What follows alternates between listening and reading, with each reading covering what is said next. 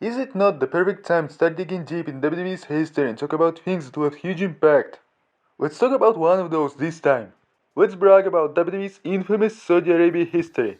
How bad it was from 2018 to 2020. The entire WWE Saudi Arabia relationship began back in 2014. First, they held three non-televised house shows in 2014, in 15 and in 16, respectively. The next huge step took place in 2018 when WWE announced a 10-year strategic partnership with Saudi Arabia's Ministry of Sport, with the condition of holding two pay-per-views each year. Let's put any controversy aside at least for now and dive straight to the first ever Saudi Arabia pay-per-view. The one, the only, the greatest Royal Rumble. We are here to talk mostly about how awful those old events were, but sometimes I will mention some nice stuff. What did we get on the first ever major televised Saudi Arabia event? This one was quite decent mediocre show with no title changes whatsoever. We witnessed classic technical old school feel good exchange between John Cena and Triple H. Entertaining Intercontinental Championship 4-way ladder match filled with many OMG moments. But then they slapped us in the face twice with world title matches. First Styles Nakamura ended up in a double countout just to heat up their rivalry. And then they screwed Roman Reigns once again out of the Universal Championship after he speared Brock Lesnar through the steel cage wall. It's funny now, but at that time Brock's title reign was so stale, almost no appearances. Also, old school fans got taste of The Undertaker forcing Rusev to celebrate Rusev Day in a casket. And of course, the main event there was the 50-man greatest Royal Rumble match itself. These Saudi sheiks managed to bring out modern-day Yokozuna only to get thrown out fast by Mark Henry. Hornswoggle helping eliminate Dash Wilder. Titus O'Neil infamously sliding under the ring because of how excited he was to enter the match. And guys, this thing wasn't a plan. I've always been thinking how dangerous it was. He could genuinely get hit into something stiff. Thankfully he didn't. Also, the great Khali himself went against Strowman and Lashley until those two teamed up to quickly eliminate him. Also, it was number 50's Chris Jericho's last WWE appearance to date. And of course, the ultimate star of the match was Braun Strowman, who demolished everybody and eliminated 13 competitors to win the now forgotten, lackluster greatest Royal Rumble trophy and championship. In my mind, that moment was the highest of highs, the peak of Braun Strowman's career, the train that couldn't be stopped. At that time, I thought him winning world title was just a matter of months, but he got it only in 2020. Yes, the event lasted 5 long hours, but at least they put effort into it. But what was happening later was disaster after disaster. Let's switch gears to the second ever Saudi pay-per-view, the infamous Crown Jewel of 2018. First, they put meaningless WWE World Cup tournament to determine the so-called best in the world. The issue is the entire tournament took place inside one show. You don't see King of the Ring ever being determined on just one night. It takes a month for it to be built up and taken seriously. So of course the result, you don't have much time to put on quality matches, and as they started all the way to quarterfinals, those bouts were short, lackluster and easily forgettable. But that's not all. Not even close. Then we get to the finals and it becomes ridiculous. The Miz attacked Dolph Ziggler before the match and then messed up his ankle after bad jump landing.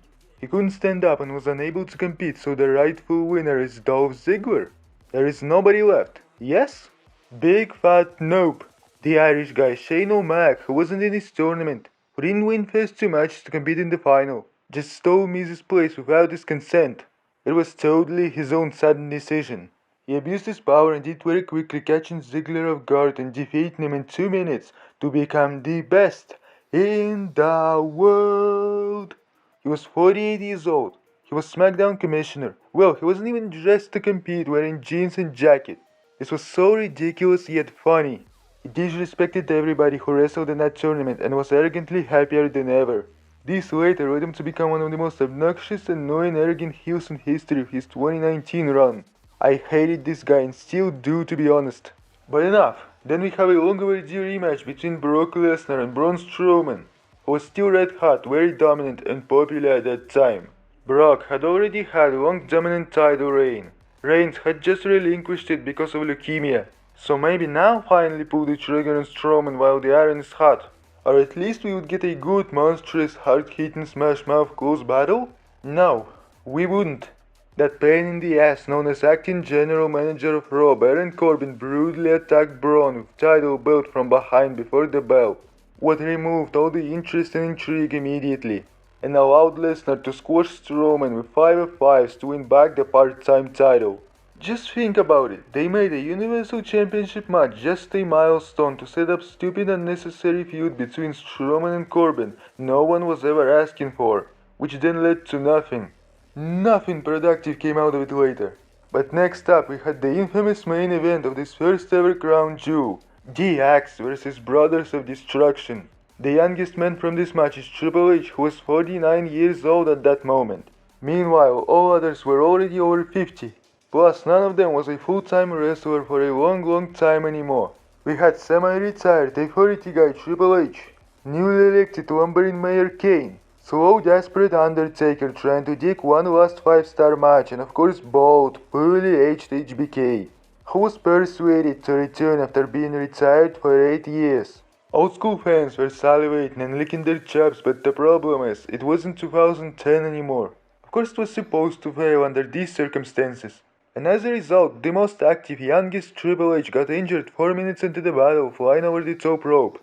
Later Kane lost his mask and was forced to take dangerous moonsault from Michaels seconds after. This wasn't funny. And if there is no youngster to carry the match, then make this go 10 minutes and that will be enough. But instead they wrestled for freaking half an hour.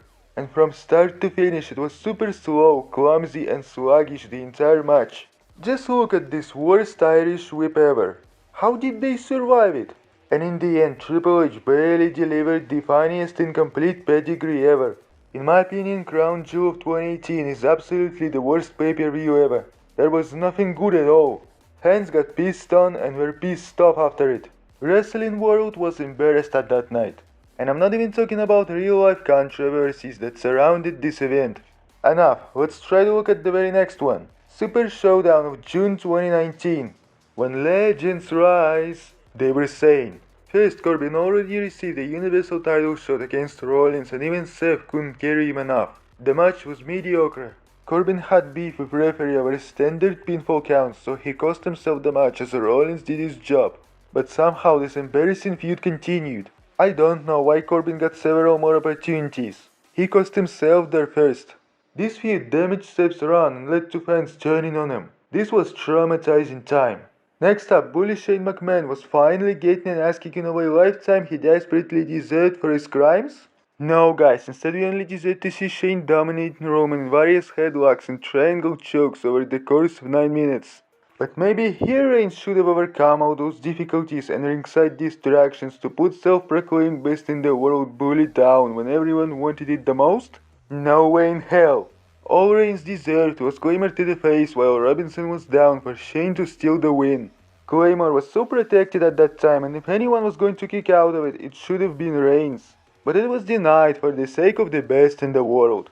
And what's even worse, Roman, who always gets revenges, never got a rematch with Shane. I think Shane is the only guy who defeated Roman Reigns but never lost to him. What an absurd! In the following match, monstrous Lars Sullivan defeated the entire stable of 3 luchadors via disqualification in 5 minutes and asserted his dominance. The problem is he got injured 2 days after, so his momentum was cut short forever. Also, we saw 25-minute old school bout between the Legend Killer and the Game. But they didn't need to go 25 minutes. Perfect would be 15. That was a normal match, but I remember it being so draining to watch because of how long it was. Triple H's Saudi match with Cena was exactly 15 minutes and that's why it felt much better for me. In addition, the star of Mansoor was born in the great 51-man Battle Royal. Have you seen any of those 51 guys lately? I wonder where they all are. Do they even exist? And what was that last main event match this time? Maybe they learned the lesson of not putting 50-plus-year-old legends against each other without young stars to carry them? Only they didn't.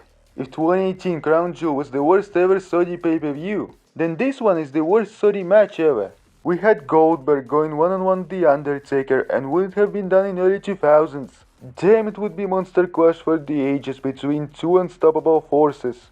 But in 2019 it was too dangerous and too late. Plus that super big interest had already long gone. There is a reason Sting vs The Undertaker will never happen at this point. First, Goldberg already concussed himself before the match during his entrance, headbutting himself into the door. And the first 2 minutes were fine. Goldberg even locked in the knee bar. Who had expected that? But in a matter of moments he concussed himself for the second time into the ring post. And since then it all started falling flat fast. Goldberg was out, he couldn't understand where he's at and what to do. It didn't help that thereafter The Undertaker tombstoned Bill right on his head. At that point Goldberg was triple damaged. He was done. What was worse is that Goldberg kicked out. I have no idea why he wanted to continue this torturing massacre for himself. You could see how badly The Undertaker wanted to carry it and make it better, but everything was hopeless. Then Goldberg delivered flat out the worst jackhammer in history. Do you wanna know why The Undertaker did not die there? It's because he's already dead. He is the dead man. And Taker also decided to kick out. Unbelievable. He barely hit final lackluster chokeslam to end this real-life horse. And that look on Taker's face after the match tells the story. He realized a lot at that moment. Also, I forgot about reverse tombstone spot where Goldberg collapsed. They failed it with Roman. What did they expect here? Michael Cole said Undertaker realized he was in a battle. And I think yes, he realized that he was in a battle of not killing Goldberg and surviving himself. But one good thing from it though is that it served as a lesson for everybody of not making these kinds of old dream matches anymore. Let's head towards the 2019th edition of Crown Jewel.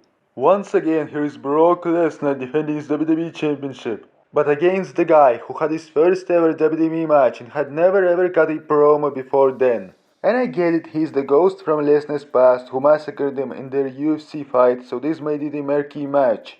This time in the world of wrestling. So maybe then make it at least like 7 or 8 minute match. Instead it lasted only 2 minutes. Kane took down Lesnar with super strikes but got caught in Takamura lock. He didn't manage to escape it even for once and tapped out quickly. And the worst thing is, we didn't even see him tapping out because they were shown as the wrong camera at that moment. Oh their goodness. Also, this match was just a stepping stone in the feud between Brock and Rey Mysterio. Velasquez earned his money. Lesnar got his revenge. Look at this, another combat sports celebrity megastar match. Tyson Fury took on Braun Strowman. At this same event, by the way, of course. They were obsessed with this thing then. Tyson Fury had absolutely no wrestling experience but still managed to do everything to look decent and athletic. I cannot call it a bad match itself, but the outside star Fury actually won that match against one of their protected top stars. Yes, it was only via countout, but Strowman received humiliating right hand knockout hook and didn't get back up to his feet before the count of 10. So he basically was by a knockout beat a boxing match. At least Braun got his vengeance after the match, delivering a running power slam, and it didn't hurt his momentum too much. But still, it felt like sacrificing your top star for the sake of making WWE more popular. Whatever. Also at Crown Jewel of 2019, women stepped into the Saudi Arabia ring for the first time ever. Natalya defeated Lacey Evans there. Was a huge step in women's evolution. And another right thing happening was the Fiend Bray Wyatt finally dethroning Seth Rollins and winning the Universal Championship to finally calm down fans after that infamous disastrous Hell in a Cell match. The only small issue was that many people didn't enjoy that red light, but I was fine with it. Let's get it done, the last Saudi show before the pandemic hit, 2020 Super Showdown. Let's catch up that unremarkable, forgotten Swag Trophy Gauntlet match first. I have something to say about it. After R-Truth somehow outlasted Bobby freaking Lashley, Andrade and Rowan, he got picked on by AJ Styles who tapped him out in Calf Crusher. And Rey Mysterio was supposed to be that one last guy to enter. However, he got taken out by AJ's OC buddies Gallows and Anderson. What those two fools didn't expect is that The Undertaker was in the house who himself laid them out like toys and replaced Mysterio. So we witnessed super long Undertaker entrance only for him to take out AJ Styles of all people with just one choke slam. That's it, in seconds. I don't think it's how you start main event feud. It was impossible to take Styles seriously in this rivalry after that leading up to WrestleMania. And the weirdest thing is, Taker didn't even touch this trophy after his victory. That's funny. And who would have thought? There is one more WWE Championship Saudi match including Brock Lesnar. Was anyone ever surprised? That time he defended against one and only high flyer Ricochet. It wasn't just that Ricochet won Contenders match to get this opportunity. No, they had a short to low blow feud which started before Royal Rumble. They had some personal story behind this. They were trying to make Ricochet look like a threat heading into the match. But what actually happened in the end? Brock Lesnar just mauled and massacred Ricochet in 1 minute 30 seconds with multiple suplexes and one monstrous F5. That was it. No offense whatsoever from Ricochet. course, Brock winning was a no-brainer, but just remember how many good chemistry matches Lesnar had with smaller high flyers like AJ Styles, Daniel Bryan, Rey Mysterio, and Finn Balor. Ricochet just didn't get a chance to test his chemistry with the Beast. And yes, the last and only match we're going to recall in this video. Thankfully, the worst booking decision WWE has ever made. The worst title change we have ever seen in Saudi Arabia. Of course, I'm talking about Goldberg burying The Fiend in a 3-minute finisher carnage once and forever. The Fiend was never ever the same after this. He never recovered from the screw job. His unstoppable monster gimmick died that night once and for all. And this disaster was organized only for Goldberg to have a dream match with Roman Reigns to WrestleMania, which didn't even happen at all afterwards. But why in the blue hell they needed Goldberg Reigns to be for the title? Especially if it required destroying the Fiend character. This was terrible. And by the way, Goldberg had no business winning World Championship anymore at all. As you can see, this phenomenon lasted for 2 long years. After this show, COVID pandemic hit. They held WrestleMania 36 inside the Performance Center. The next Arabia event occurred only at the end of 2021. And since then they have been having decent events to this day, as if they reconsidered a lot of things, thankfully. Before COVID and after COVID are two diametrically opposite Saudi Arabia eras. But at that time the quality of the product sucked. Nothing else to say. We are done and it's all over. That's enough. See you yesterday. The best in the world.